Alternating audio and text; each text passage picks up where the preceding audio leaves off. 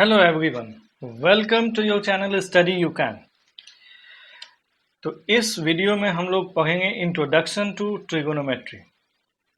तो ये बहुत ही इंटरेस्टिंग टॉपिक है और इस टॉपिक में ट्रिगोनोमेट्री का जो फंडामेंटल बेसिक टूल्स है उसके बारे में मैं आपको बताने जा रहा हूँ। तो वीडियो को पूरा देखेंगे so that you can have better concept. और ट्रिगोनोमेट्री जो है बहुत ही सिंपल हो जाएगा और बहुत ही इसमें इंटरेस्टिंग चीज़ है मैं आपको बताने वाला हूँ। तो वीडियो को स्किप नहीं करेंगे। अगर ट्रिगोनोमेट्री पर पूरा ग्रिप अगर डेवलप करना है तो इसका टूल्स जो है फंडामेंटल्स वो उसको अच्छी ढंग से समझना ज़रूरी है। ठीक है, तो चलिए शुरू करते हैं। तो सबसे पहले ट्रिगोनोमेट्री का कुछ एप्लीकेशन हम लोग जान लेते हैं कि ट्रिगोनोमेट्री जो है बहुत ही इंटरेस्टिंग टॉपिक है ना। तो इसका एप्लीकेशन क्या है ये जगह समझिए। मान लें कि आप कुतुब मीनार से बहुत दूर खड़े हैं और वहां से कुतुब मीनार के टॉप को देख रहे हैं। अब क्या वहीं से खड़े खड़े इसके हाइट को मेजर किया जा सकता है? इसका हाइट को कैलकुलेट किया जा सकता है? तो बिल्कुल हाँ, ये ट्रिगोनोमेट्री के हेल्प से ये संभव है। एक एग्जांपल्स और भी मैं दे रहा हूँ कि सपोज आप फील्ड में खड़े हैं और ऊपर से एक एरोप्लेन जा रही है, हवाई जहाज। तो फर्स्ट टाइम आप एरोप्लेन को पॉइंट ए पर देखते हैं और ठीक 2 मिनट के बाद एरोप्लेन जो है पॉइंट बी पर पहुंच जाती है। ठीक है, 2 मिनट के बाद। तो यहीं से क्या एरोप्लेन के स्पीड को कैलकुलेट किया जा सकता है? तो बिल्कुल हाँ, एरोप्लेन के स्पीड को कैलकुलेट किया जा सकता है। तो ट्रिगोनोमेट्री में इसी ढंग का क्वेश्चंस है, एप्लीकेशंस है, और भी बहुत सारे इंटरेस्टिंग चीज़ें हैं। तो उसके पहले कि कोई भी जो टॉपिक होता है उसका कोई लैंग्वेज है, उसका अगर अल्फ़ाबेट अगर हम अच्छे ढंग से जानेंगे तो उस सब्जेक्ट्स को, उस लैंग्वेज को बहुत ही अच्छे ढंग से पढ़ना समझना आसान हो जाता है। तो इसलिए इंट्रोडक्शन टू ट्रिगोनोमेट्री में बहुत ही फंडामेंटल टॉपिक्स हैं, तो इस पर ग्रिप डेवलप करना बहुत ज़रूरी है। तो आइए इसको बहुत ही सिंपल लैंग्वेज में मैं आपको बता रहा हूँ। Introduction to trigonometry. तो trigonometry, this word is derived from 2 Greek words. ये जो वर्ड है ट्रिगोनोमेट्री, ये 2 ग्रीक वर्ड्स से निकला है, से बना है। तो फर्स्ट जो है ये ट्रिगोनॉन और दूसरा वर्ड है मेट्रॉन। तो ट्रिगोनोमेट्री का जो फर्स्ट पार्ट है ट्रिगोनो, इसका मतलब हो, ये जो है ट्रिगोनॉन से निकला है, इसका मतलब होता है ट्रायंगल। ट्रायंगल का मतलब 3 sided closed figure, 3 sided closed figure. और मेट्री जो है ये जो है मेट्रॉन से आया है, मेट्रॉन। तो इसका मतलब होता है मेजर। तो ट्रिगोनोमेट्री का मतलब क्या हो गया? तो trigonometry means the science of measuring triangles with the help of sides and angles. यानी किसी भी ट्रायंगल को मेजर करने का जो तरीका है वो एंगल और साइड के हेल्प से उस ट्रायंगल का मेजरमेंट हम लोग कर सकते हैं। तो ट्रिगोनोमेट्री को समझने के लिए और इसके जो भी रूल्स हैं वो राइट एंगल ट्रायंगल में अप्लाई होते हैं। तो राइट एंगल ट्रायंगल यहाँ पर लिया गया है। Here we have drawn a right angle triangle A B C. तो इसका एंगल पॉइंट बी पर जो है यहाँ राइट एंगल है 90 डिग्री। अब इसमें 90 का जो अपोजिट जो साइड होगा राइट एंगल ट्रायंगल में, in right angle triangle the longest side is opposite to right angle. तो इसको बोला जाता है हाइपोटेनियस। और ये लेटर एच से रिप्रेजेंट इसको हम लोग करते हैं। H refers to hypotenuse. अब एक साइड को हम लोग परपेंडिकुलर लेते हैं और दूसरे साइड को बेस लेते हैं। तो परपेंडिकुलर और बेस, इसका पोजीशन जो है चेंज होते रहता है, एक दूसरे से एक एक्सचेंज होते रहता है। अगर हम एंगल सी को कंसीडर करेंगे तो सी का अपोजिट जो साइड है वो परपेंडिकुलर लिया जाएगा। सी का अपोजिट साइड जिस एंगल को कंसीडर करेंगे तो उसके अपोजिट साइड जो है वो परपेंडिकुलर लिया जाएगा, और जो बाकी जो बच गया वो आपका बेस हो जाएगा। तो ये बहुत ही इंपॉर्टेंट पॉइंट है, और this point must be noted down, इसको हमेशा माइंड में रखना है। तो ये राइट एंगल ट्रायंगल है, पॉइंट बी पर आपके राइट एंगल हो गए, और पॉइंट ए पर ये जो है ए और सी एक्यूट एंगल्स हो गए। ठीक है, अगर हम जिस एंगल को कंसीडर करेंगे, एंगल सी को अगर हम कंसीडर कर रहे हैं, तो इस एंगल के रिस्पेक्ट में इसका अपोजिट साइड को परपेंडिकुलर लिया जाएगा, और दूसरा वाला जो साइड है हम उसको बेस लिया जाएगा। अगर कोई ट्रायंगल इस ढंग का है, वो राइट एंगल ट्रायंगल नहीं है, तो इसको राइट एंगल ट्रायंगल के फॉर्मेट में लाना होगा ट्रिगोनोमेट्री का एप्लीकेशन के लिए। अगर हम ट्रिगो का अप्लाई करना चाहते हैं इसमें, तो इसको हमको यहाँ से एक परपेंडिकुलर अगर हम ड्रॉप अगर कर दें, तो यहाँ पर ये दो राइट एंगल ट्रायंगल में कन्वर्ट हो गया। ठीक है, अब यहाँ पर देखिए, अगर Q को कंसीडर किया जाए, एंगल Q को, तो ये साइड हमारा परपेंडिकुलर हो जाएगा और ये बेस हो जाएगा। हाइपोटेनियस तो फिक्स है इसमें, और इस ट्रायंगल में भी आपका side opposite to right angle that is hypotenuse. Hypotenuse is the longest side, ये सबसे लंबा साइड होता है, बड़ा साइड होता है। अब यहीं अगर इस एंगल को अगर कंसीडर करेंगे, है ना, तो ये हमारा P हो जाएगा। अगर इस ट्रायंगल को पहले Q को हम कंसीडर करते हैं, तो this one is considered as P and this one is considered as B, base, है ना। लेकिन अगर एंगल P को इस ट्रायंगल में कंसीडर करते हैं, QPM इसको ले लिया जाए, इन ट्रायंगल QPM अगर इस एंगल को कंसीडर किया जा रहा है, तो हमारा ये जो साइड है ये P हो जाएगा और ये वाला साइड B हो जाएगा। ठीक है, सिमिलरली इस ट्रायंगल में हम लोग देखते हैं, इस ट्रायंगल में अगर इस एंगल को कंसीडर करेंगे, तो ये हमारा angle side opposite to the angle that is considered, उसके सामने जो एंगल लेते हैं उसके अपोजिट साइड जो है वो परपेंडिकुलर हो गया और ये वाला बेस हो गया। तो परपेंडिकुलर और बेस, इसका पोजीशन चेंज होते रहता है। हाइपोटेनियस आपका फिक्स है। ठीक है, यहाँ तक तो आप समझ गए होंगे। अब हम लोग चलते हैं नेक्स्ट टॉपिक पर, इसका एलिमेंट्स ऑफ ट्रायंगल। तो ट्रायंगल्स का 3 साइड्स होते हैं, 3 एंगल्स होते हैं, 3 वर्टिसेस होते हैं। ठीक है, क्योंकि 3 साइड्स और 3 एंगल्स इसलिए डिस्कस कर रहे हैं कि क्योंकि ट्रिगोनोमेट्री में ट्रिगोनोमेट्री क्या है? Trigonometry means the science of measuring triangles with the help of angles and sides. Angle और साइड के रिस्पेक्ट में ट्रायंगल को मेजर करने का टेक्निक जो है हम लोग ट्रिगोनोमेट्री में सीखते हैं। अब नेक्स्ट जो टूल है, बहुत इंपॉर्टेंट जो टूल है ट्रिगोनोमेट्री का क्वेश्चन सॉल्व करने के लिए, हमको जरूरत पड़ेगा पाइथागोरस थ्योरम का। Pythagoras theorem. In a right triangle, the square of the hypotenuse is equal to the sum of the square of other two sides. यानी वैसा ट्रायंगल जिसका एक एंगल 90 डिग्री होता है, तो उसमें लॉन्गेस्ट साइड का जो स्क्वायर है वो अदर टू साइड्स के स्क्वायर के सम के बराबर होता है। तो Pythagoras theorem in a right angle triangle, जैसे कि ये ए, बी और सी, ये राइट एंगल ट्रायंगल है। ठीक है, और side opposite to 90 degree that is hypotenuse, इसको H से रिप्रेजेंट कर दिया गया। अगर C एंगल को कंसीडर करते हैं तो ये P हो जाएगा, ये परपेंडिकुलर हो जाएगा और ये बेस हो जाएगा। ठीक है, तो इन पाइथागोरस थ्योरम क्या होता है? H square equals to P square plus B square, यानी Pythagoras theorem states that square of the longest side is equal to the sum of the square of other two sides, यानी sum of the square of other two sides। ये जो दो sides है यानी base और perpendicular, उसके square के सम के बराबर होता है। तो इसमें से हम लोग यहाँ इस जो फर्स्ट इक्वेशन बना है, यहाँ पर सब्जेक्ट आपका H है।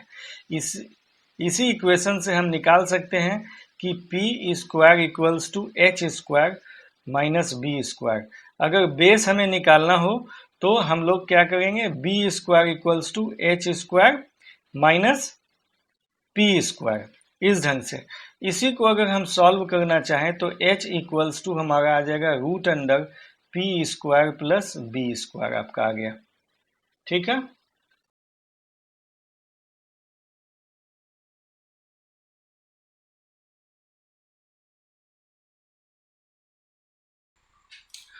उसी तरह सिमिलरली अगर इस इक्वेशन से अगर हमें p निकालना हो तो p इक्वल्स टू हमारा निकल जाएगा क्या, h square minus B square, यानी हाइपोटेनियस का स्क्वायर माइनस बेस का स्क्वायर निकल गया।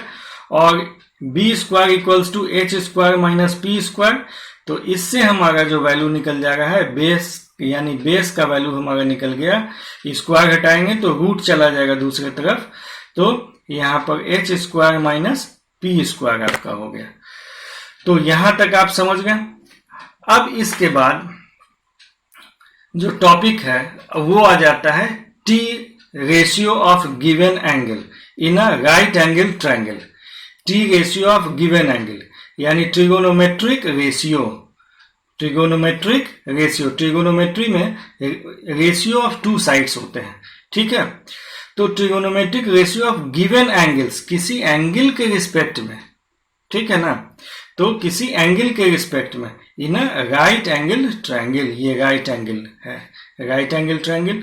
तो यहां पर हमने लिया है triangle A C B, A B C भी इसको बोल सकते हैं, ए बी सी। तो एंगल ए को हम लोग कंसीडर कर रहे हैं, ठीक है। तो इसका अपोजिट जो साइड होगा वो हो जाएगा परपेंडिकुलर, और स्मॉल पी से इसको रिप्रेजेंट किया जाता है, और ये जो साइड बच गया ये हो गया बेस। स्मॉल बी से इसको रिप्रेजेंट किया जाता है, और 90 के जो अपोजिट साइड है उसका तो पोजीशन फिक्स है, एच है ना, हाइपोटेनियस। अब 6 टी रेशियो है, 6 जो है ट्रिगोनोमेट्रिक रेशियो है। तो ये जो है दो साइड का रेशियो होता है, तो यहां पर एंगल के रिस्पेक्ट में ही ये रेशियो को डिफाइन किया जाता है, ये हमेशा याद रखेंगे। तो sine of angle A, cosine of angle A, tangent of angle A, अगर एंगल ए को कंसीडर कर रहे हैं तो tangent of angle A, cosecant of angle A, secant of angle A, और को टेंजेंट ऑफ एंगल ए, ठीक है ना। तो साइन ऑफ एंगल ए को सिंपली हम साइन ए लिखा जाएगा, साइन ऑफ एंगल ए को सिंपली साइन ए लिखा जाएगा। और हमेशा याद रखेंगे जो एंगल का ये जो वर्टिसेस है, वर्टेक्स है ए, यहाँ इसके लिए पॉइंट ए पर एंगल बन रहा है, तो यहाँ कैपिटल लेटर ही यूज करेंगे, है ना। बहुत सारे बच्चों को देखा गया है कि यहाँ स्मॉल लेटर लिख देते हैं तो उससे आपका मार्क्स कटेगा, ठीक है ना, प्रॉपर कंसेप्ट। अच्छा, ये जो साइन है, साइन ऑफ एंगल ए को सिंपली हम साइन ए इस ढंग से लिखा जाएगा, कोसाइन ऑफ एंगल ए को कॉस ए लिखा जाएगा। और ये सब के लिए जैसे सी ओ एस जो है ये स्मॉल लेटर का ही यूज करना है। टेंजेंट ऑफ एंगल ए तो टैन ए लिखा जाएगा इसको, और कोसिकेंट ऑफ एंगल ए को कॉसेक ए लिखते हैं, ठीक है ना। और सीकेंट ऑफ एंगल ए को सेक ए लिखा जाता है। फिर को टेंजेंट ऑफ एंगल ए को कॉट ए लिखा जाएगा, कॉट ए लिखा जाएगा।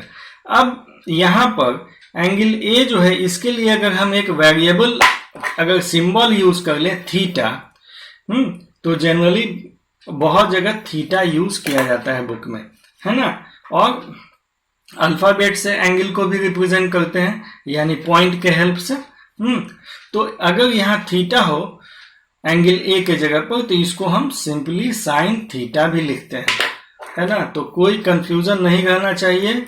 तो एक ही वीडियो में ये जितना टूल्स है मैं आपको बता रहा हूँ, वीडियो को पूरे देखेंगे, और नहीं समझ में आए तो रिवर्स करके आप देख सकते हैं। और एक बार ये समझ गए तो ट्रिगोनोमेट्री जो है बहुत आसान हो जाएगा और कभी भी इसमें दिक्कत नहीं हो सकती है। कॉस ए को यहाँ पर कॉस थीटा लिखा गया, है ना। टैन ए को अगर यहाँ जो एंगल ए है इसको अगर थीटा सिंबल से अगर रिप्रेजेंट करें तो इसको टैन थीटा लिख देंगे, और इसको सिमिलरली उसी ढंग से ये आपका हो जाएगा कॉसेक थीटा, ये हो गया आपका सेक थीटा, और ये हो गया कॉट थीटा। तो इतना समझ गए। अब जो टी रेशियो है तो ये दो साइड का रेशियो होता है। तो sine theta equals to P by H. तो इसके लिए एक टेक्निक है, बहुत ही आसान ट्रिक है, जो अगर याद रखेंगे तो कभी भी भूलेंगे नहीं। तो साइन कॉस 10 सिंपली लिखें, साइन कॉस 10 जैसे टेबल या पहाड़ा लिखते हैं टेबल, वैसे ही साइन कॉस 10 लिखें।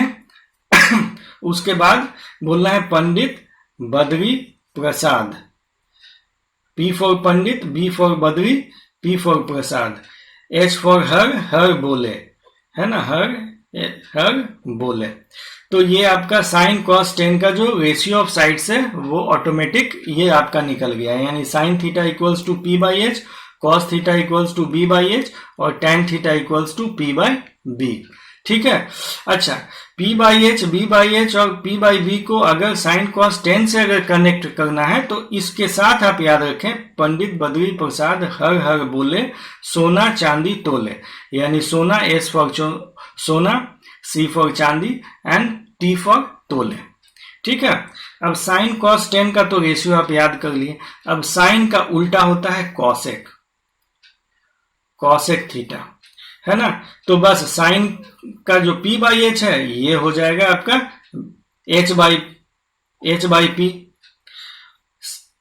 कॉस का उल्टा होता है सेक, सेक थीटा। कॉस थीटा का उल्टा होता है सेक थीटा। कॉस थीटा है B बाई एच, तो सेक थीटा का H बाई बी कर दीजिए, H बाई बी। और टैन थीटा का होता है कॉट थीटा। टैन थीटा का क्या होता है, कॉट थीटा। तो कॉट थीटा इक्वल्स टू आपका हो जाएगा, टैन थीटा का P बाई बी है तो ये हो जाएगा B बाई P।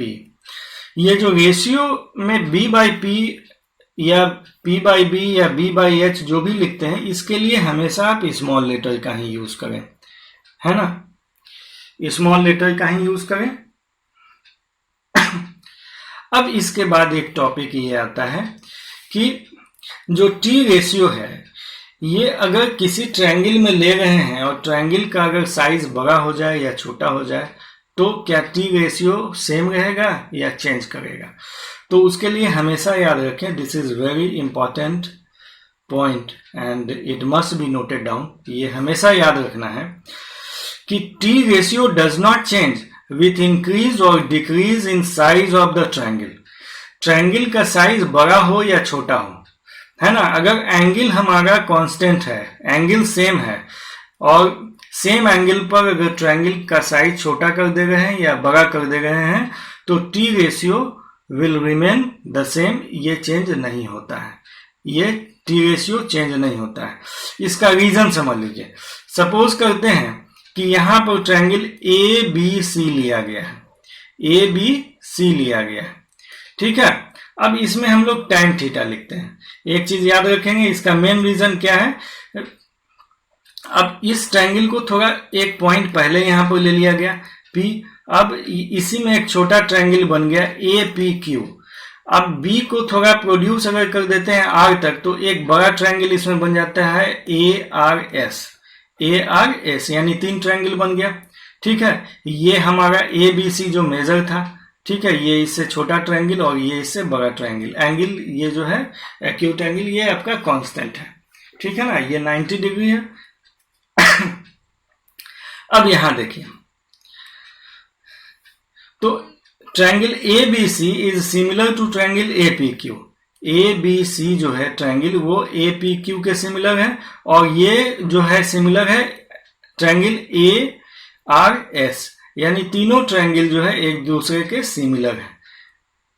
तो ट्रायंगल्स जब सिमिलर रहते हैं तो साइड्स, प्रोपोर्शनल साइड्स भी इक्वल होंगे, ठीक है ना, प्रोपोर्शनल साइड्स इक्वल होंगे। अब यहां पर हम लोग tan थीटा ले लेते हैं, tan, यहां पर थीटा एक सिंबल ले लेते हैं, तो tan थीटा इक्वल्स टू क्या होता है P by B, perpendicular by base. तो ABC में हमारा क्या हो जाएगा BC बाई AC हो जाएगा, ठीक है। इस ट्रायंगल में अगर हम लेंगे ये छोटे वाले ट्रायंगल में तो ये हो जाएगा PQ, यहाँ परपेंडिकुलर ये आ रहा है, बेस ये आ रहा है, P Q by A Q, P Q by A Q. ठीक है, अगर ये बड़े वाले ट्रायंगल में लेते हैं तो ये परपेंडिकुलर हो गया, ये बेस हो गया, यानी R S by A S. ठीक है, तो ये रेशियो जो है वो सेम आएगा। कैसे आएगा, मान लीजिए कि tan 45 लेते हैं, tan 45 डिग्री, tan 45 डिग्री का वैल्यू जो होता है वो 1 होता है।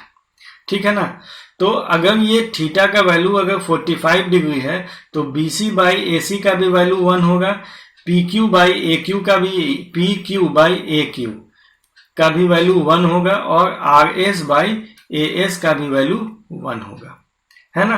तो tan 45 के केस में क्या होता है कि अगर ये आप अगर 45 डिग्री लेते हैं तो ये साइड और ये साइड दोनों सेम आ जाएगा। अगर ये 45 लेंगे तो परपेंडिकुलर और बेस दोनों बराबर होता है, क्योंकि बराबर अगर रहेगा तभी ना ये कैंसिल होगा। अगर इसको x लेंगे और ये भी x लेंगे, है ना, तो हमारा p by B equals to x by X हो जाएगा, कैंसिल होके 1 आएगा, है ना। तो अगर इस ढंग से होता है तो ये बहुत ही इंपॉर्टेंट पॉइंट है, क्योंकि अगर ये पॉइंट अगर माइंड में रहेगा तो आगे जो है एक्सरसाइज के क्वेश्चंस बनाने में बहुत ही आसानी होगी और बेटर कंसेप्ट होगा, कहीं भी कोई भी तरह का परेशानी फिर क्वेश्चंस बनाने में नहीं होगी।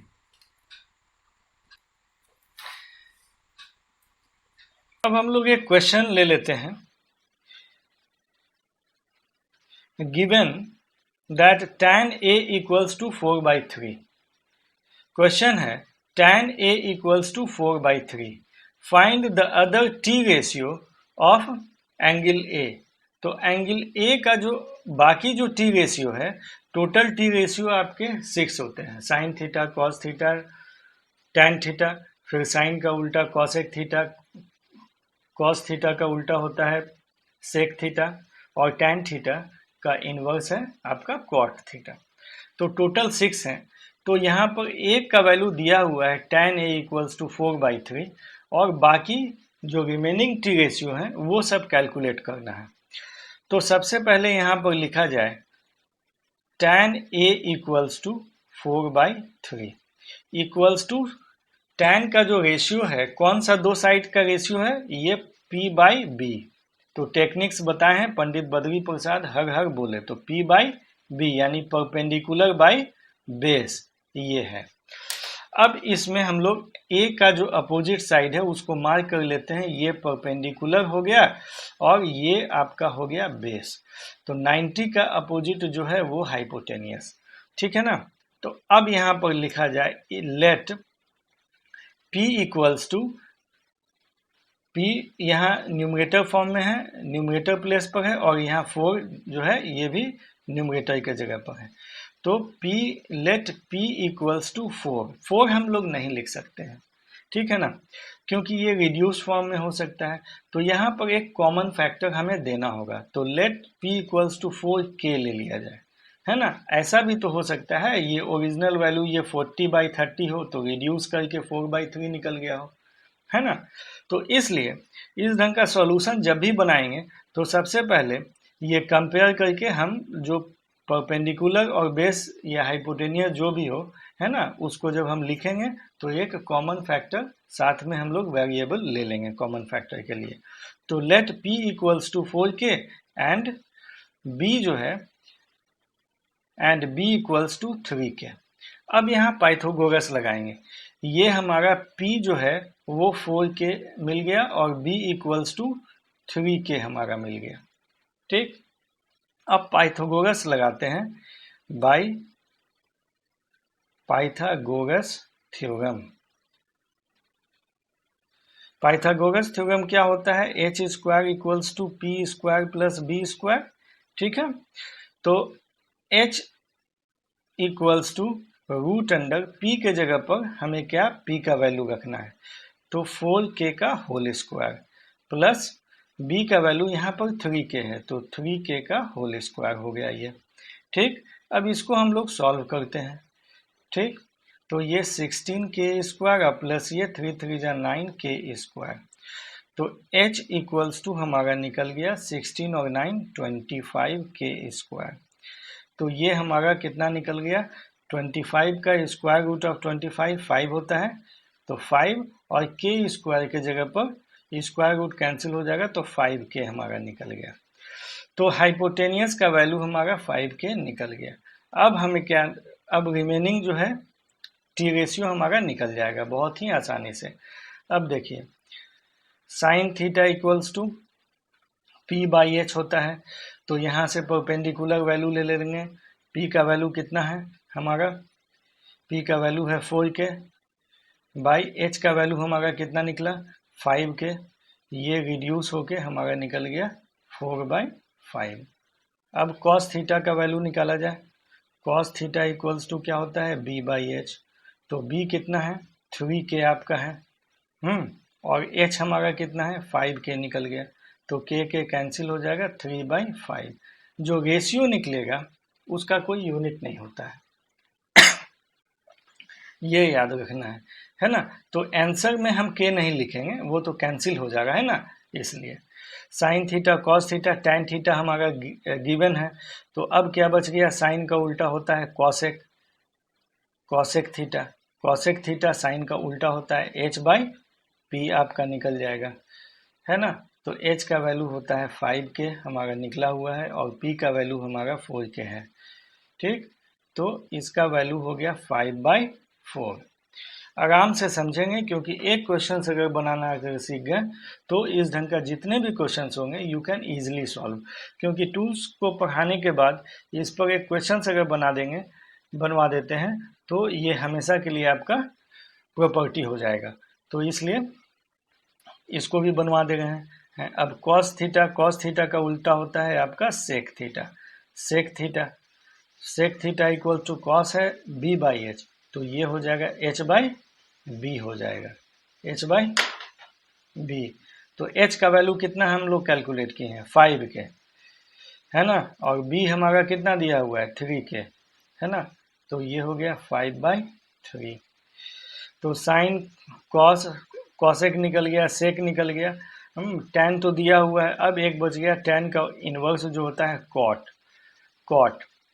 तो कॉट थीटा इक्वल्स टू क्या हो जाएगा, p बाई बी है तो b बाई पी हो गया, b बाई पी हो गया। तो बेस का वैल्यू हमारा कितना है 3 के, और परपेंडिकुलर का वैल्यू है 4 के, तो ये के कैंसिल 3/4। इस ढंग से आपका ये ऑल 5 जो है टी रेशियो हमारे निकल गए। यहाँ चूंकि यहाँ थीटा यूज हो गया है, इसलिए यहाँ पर इसको थीटा अगर हम लोग सपोज कर लेते हैं, है ना, तो यहाँ पर निकालना था हमारा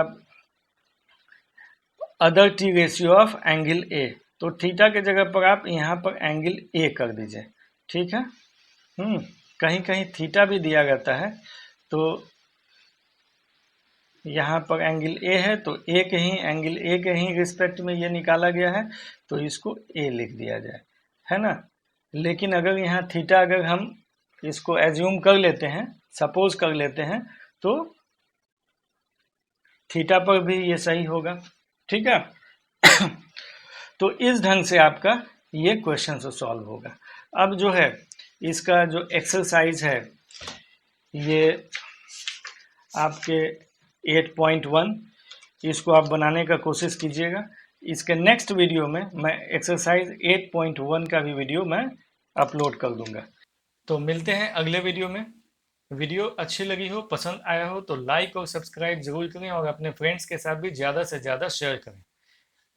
टिल देन, गुड बाय।